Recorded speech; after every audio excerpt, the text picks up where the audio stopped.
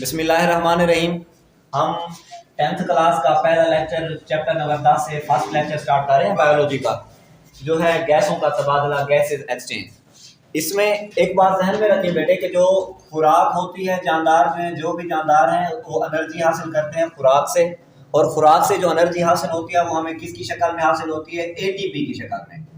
और ये एटीपी खुराक में कहाँ से आती है? खुराक के अंदर मौजूद होते हैं कार्बन और हाइड्रोजन बांड, CH बांड जिसको कहते हैं। तो जो जानदारों के अंदर एक अमल होता है बेटे सेलुलर रेस्पिरेशन का, सेलुलर रेस्पिरेशन। और इस रेस्पिरेशन के दौरान, सेलुलर रेस्पिरेशन के दौरान क्या किया जाता है कि खुराक की एक तो ऑक्सीडेशन होती है और रिडक्शन होती है। खुराक की ऑक्सीडेशन और रिडक्शन, और खुराक की ऑक्सीडेशन और रिडक्शन से ये CH बांड टूटता है, और इस बांड के टूटने से एनर्जी खारिज होती है। तो उस एनर्जी को जानदार जो है एटीपी की शक्ल में जखीरा भी करते हैं और एटीपी की शक्ल में इस्तेमाल भी करते हैं। अब इस रेस्पिरेशन की जो है, सेलुलर रेस्पिरेशन की दो किस्में हैं। एक को हम नाम देते हैं एरोबिक रेस्पिरेशन, और एक को हम नाम देते हैं एनएरोबिक रेस्पिरेशन। एरोबिक और एनएरोबिक रेस्पिरेशन।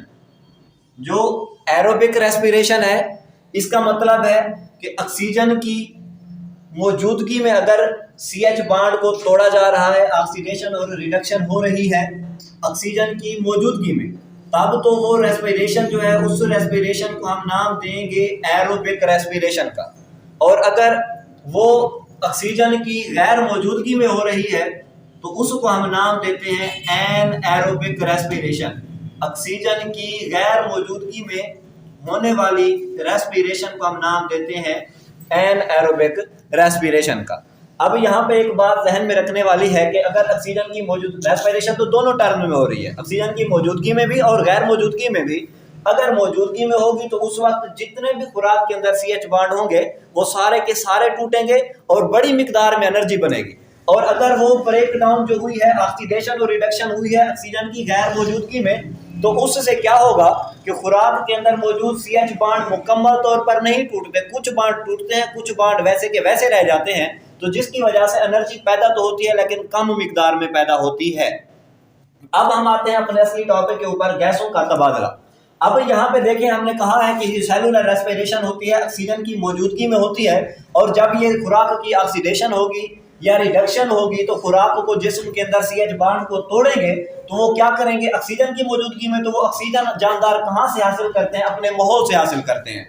और जब वो ऑक्सीडेशन होगी और रिडक्शन होगी यानी कि रेस्पिरेशन होगी, तो उस वक्त प्रोडक्ट जो है उसके अंदर क्या बनेगी? कार्बन डाइऑक्साइड बनेगी। तो उसको जिस्म से खारिज भी किया जाता है।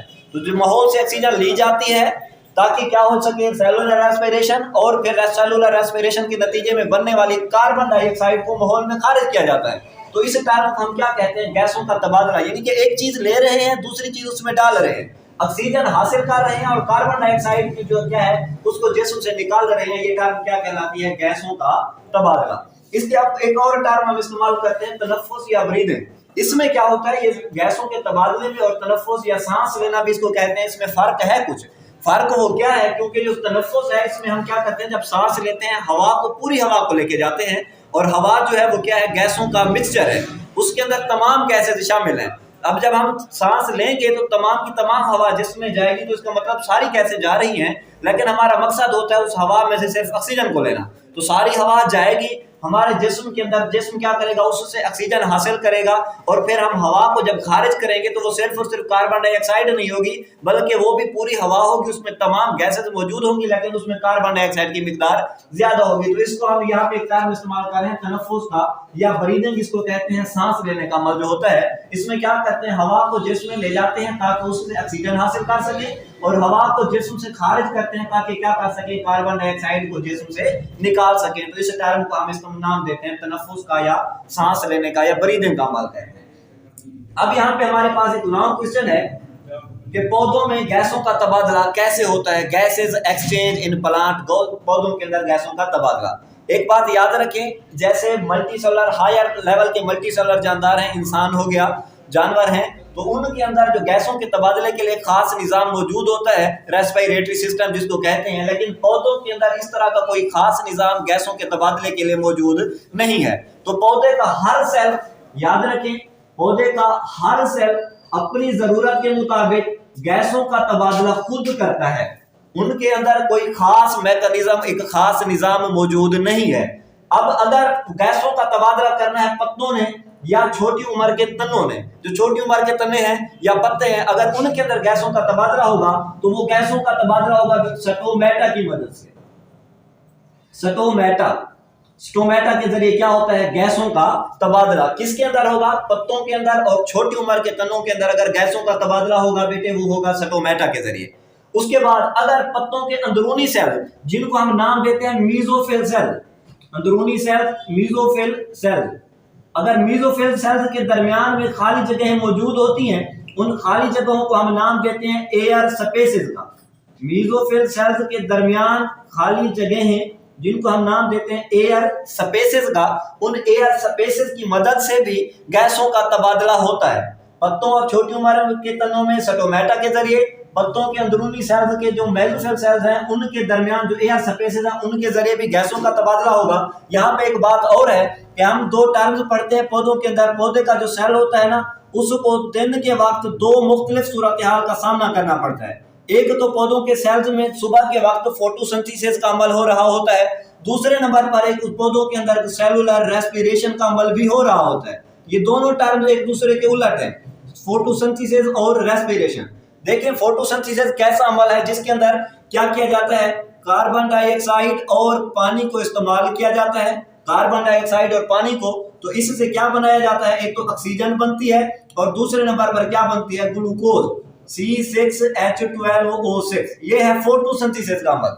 जबकि रेस्पिरेशन का अमल इसके उलट है। इसके अंदर क्या होगा, ग्लूकोज को तोड़ेंगे, C6H12O6 जो ग्लूकोज है इसको तोड़ेंगे ऑक्सीजन की मौजूदगी में, तो इससे क्या बनेगा, कार्बन डाइऑक्साइड बनेगी और क्या बनेगा, पानी बनेगा। ये दो प्रोडक्ट बनेगी। एक दूसरे के उलट इसकी जो प्रोडक्ट थी वो इसके अंदर रिएक्टेंट है। तो दिन के वक्त फोटोसिंथेसिस भी हो रही होती है, रेस्पिरेशन भी हो रही होती है। तो जो प्रोडक्ट फोटोसिंथेसिस में बनती हैं वो किस में, रेस्पिरेशन में इस्तेमाल हो जाती हैं। जो रेस्पिरेशन में बनती हैं वो फोटोसिंथेसिस में इस्तेमाल हो जाती हैं। लेकिन एक चीज यहाँ पर कि जब रात का वक्त आता है तो रात के वक्त ये जो रेस्पिरेशन है इसको हम कहते हैं कि ये एक मुसलसल अमल है। ये दिन के वक्त भी जारी रहता है, रात के वक्त भी जारी रहता है। जबकि फोटोसिंथेसिस सिर्फ और सिर्फ दिन के वक्त होती है, क्योंकि फोटोसिंथेसिस के लिए रोशनी की जरूरत है, सूरज की रोशनी की। अब रात के वक्त क्योंकि फोटोसिंथेसिस तो नहीं हो रही जबकि रेस्पिरेशन हो रही है, तो उसमें जब कार्बन डाइऑक्साइड बनेगी, अगर दिन का वक्त होता वो तो फोटोसिंथेसिस में इस्तेमाल हो जाती, लेकिन क्योंकि रात का वक्त है तो उसमें फोटोसिंथेसिस तो हो नहीं रही, तो इस कार्बन डाइऑक्साइड को भी रात के वक्त ये उनके जिस्म में फालतू होती है तो इसको भी क्या किया जाता है, जिस्म से खारिज किया जाता है। उसके बाद दो स्ट्रक्चर्स देखिए, एक स्टोमेटा के जरिए, एक एयर स्पेसेस के जरिए गैसों का तबादला, एक स्टोमेटा के जरिए। और तीसरे नंबर पे जो है इनके अंदर पौधों के अंदर एक स्ट्रक्चर है लेंटी सेल्स जिनको कहते हैं। लेंटी सेल्स किसके अंदर होते हैं, जो लकड़ी रखने वाले तने हैं या जिन जो बालिग जड़ें हैं, मोटी जड़ें समझ लें, उनके ऊपर क्या आ जाती है, छाल आ जाती है। ऐसे लकड़ी रखने वाले तने, जो तने के ऊपर छाल आ जाएगी तो उस छाल में से किसी चीज का गुजरना मुश्किल होता है, गैसेस उसमें से नहीं आर पार हो सकती। तो क्या होता है, उन्हीं छाल्स के अंदर छोटे छोटे सुराख मौजूद होते हैं। उन सुराख को हम नाम देते हैं कि वो सुराख जो है वो क्या है, लेंटी सेल्स है। यानी कि ये किसके अंदर होते हैं, छोटे छोटे सुराख, जो लकड़ी रखने वाले तने हो या बालिग जड़ें हो जिनके ऊपर छाल आ जाए, तो उस छाल में सुराख होंगे। उन सुराखों को हम क्या नाम देते हैं, लेंटी सेल्स का नाम देते हैं। और इन्हीं लेंटी सेल्स के जरिए भी क्या होता है, गैसों का तबादला। लेंटी सेल्स के जरिए क्या होता है, गैसों का तबादला होता है।